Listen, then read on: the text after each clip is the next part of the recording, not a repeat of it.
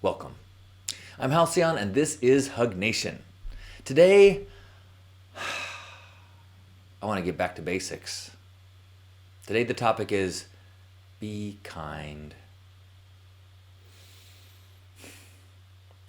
This weekend, I took a social media vacation, a nature medicinal infusion, and went to the mountains with my partner, and we rented a tiny house to check out what that was like. And on the way driving out to the wilderness, realized that there was harsh weather on the forecast. And without planning for it or packing for it, we found ourselves in a snowstorm, and it was delightful. Isn't that something that somebody from San Diego would say? We had snow. It was delightful. But it was so nice to be offline and to be focused on no current events, no shoulds or to-dos, just being present and observing nature and breathing in the air and noticing the stillness and the quiet. It was just incredible. And then as that boundary that we had set up psychically was taken down and we returned to the default world, very rapidly found myself off kilter. And one of the things that has been so kind of in my face over the previous few weeks is the election and the primaries and candidates, and I'm reminded of how traumatic it was for me the last time we had a presidential election, and the process of democracy is so ugly. It brings out the worst in people. It brings out the divisiveness and the team mentality, the us, them. And unfortunately, we now live in a media kind of entertainment world where there is so much motivation and incentive for our news, what used to be news, what maybe perhaps still is portions of the news, is so much more than information. It is a perspective, it is a team mentality, it is fear-mongering, it is highlighting differences and inflating things so that it is difficult to see people with different opinions as merely people with different opinions. We are given the ammunition by pundits, by memes. We are given these phrases and ideas and memes of which are the weapons that we then attack one another with. I've become very aware of how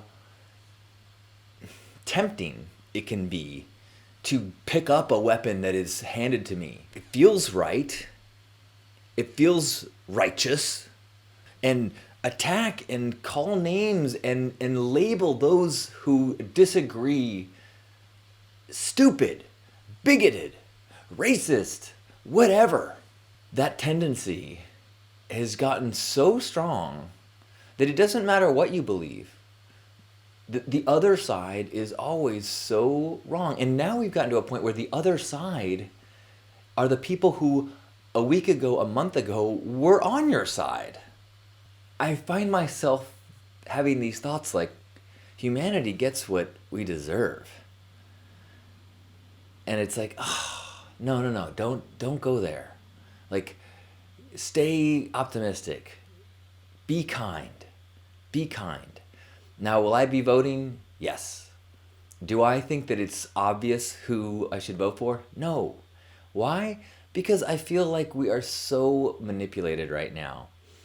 There's an idea that Noam Chomsky made popular, or maybe he invented the name of manufactured consent. And that is the idea that a ruling class cannot do what they want in a democracy. In a monarchy, the ruling class does whatever they want. The king just does and people obey. But with a democracy, we have to have the consent of the masses, theoretically. So what happens in these situations? The power structure has to find a way to get the masses to agree to what the power structure wants. So they do that through a process of manufactured consent. And that is through the manipulation of information and news, and sometimes even, creating conflict. Unfortunately, there have been very real things, these false flag operations like the Gulf of Tonkin, that then lead to conspiracy theories all over the place. But then when you have a potential disastrous thing that happens in the news, whether it was done via conspiracy theory, or is it merely something that the ruling class uses as a tool and says, look, we have a reason to be afraid. There is this terrible things happening. Therefore, we need this new legislation. Therefore, we need you to limit your freedoms and give up control. Therefore, we need blah, blah, blah. Or maybe on the other side, we need to raise taxes. We need, and this process of manipulation of information leads to the process of trying to make a decision when you don't really know where the information is coming from. Is it a journalist with a heart of gold? Is it a strategist with a devious scheme? Is it someone with good intentions, but the ends justify the means to them? And now that we have the fake people posting in social media, which is not some science fiction thing, this is a very real scenario, we are now making our knee-jerk reactions and our enraged porn, frustration as entertainment, based on not other upset people, but based on strategically created perspectives that have the intention of manufacturing consent or manufacturing dissent that will then lead to consent towards other things. Is this making sense? So when you know we are living in this world, you got to be kind. Even if you're absolutely certain that you are not a victim to any of this disinformation, you have to have compassion towards those that are. It is very difficult, if not impossible, to have undistorted awareness of the political process. So we do the best we can. We align with those we trust and have compassion towards everybody else. As we get enraged, we become part of this machine that then creates manufactured consent on the other side. It's distressing. All we can do is take a breath together and be kind. So, whoever you are voting for, I love you. Whoever you are convinced is misleading you or out to hurt you, I love you. I think we really need to work on a dialogue of ideas. Do I believe in less suffering? Yes. Do I believe that I would rather have less suffering and less fairness? Meaning, if people don't work really, really, really hard, do I still believe they don't deserve to suffer? Yes. You may disagree with that.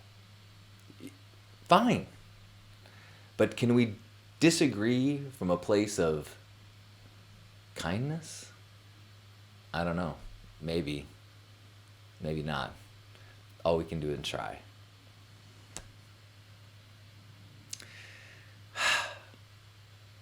I love you. So wherever you are, grab yourself by the shoulders, and we'll take a moment to be grateful for this body outside of the politics and the teams and the us, them, the experience of the now, the physical sensations of the now, the sounds, the tastes, the smells, and what a treat to be in a body with so much awareness and sensation. And beneath the physical and beneath those thoughts is that experience that transcends our personality, transcends our identity and our ego. It is an energetic awareness that flows through all of us, no matter what team we're on. If we can shed all of that excess, that love and light that shines through us is identical. And so let's be a part of that oneness as we take one big breath together and then sigh it out. In through the nose. Hold it. And then sigh it out. On behalf of Grandpa Caleb, Larry Harvey, and all the Love Warriors, happy Hug Nation. I love you.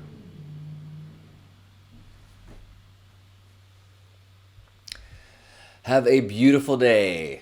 May you survive the political climate. May you stand for what you believe in. May you share with kindness and recognition that all in the human family are doing the best they can with what they got. And if you inspire them, they will do better. Have a beautiful week. Hey! Sign up for my newsletter and I will send you free access to my 2 short films. One is about Burning Man and one is about my grandfather. List.hugnation.com and you get free access to both those films.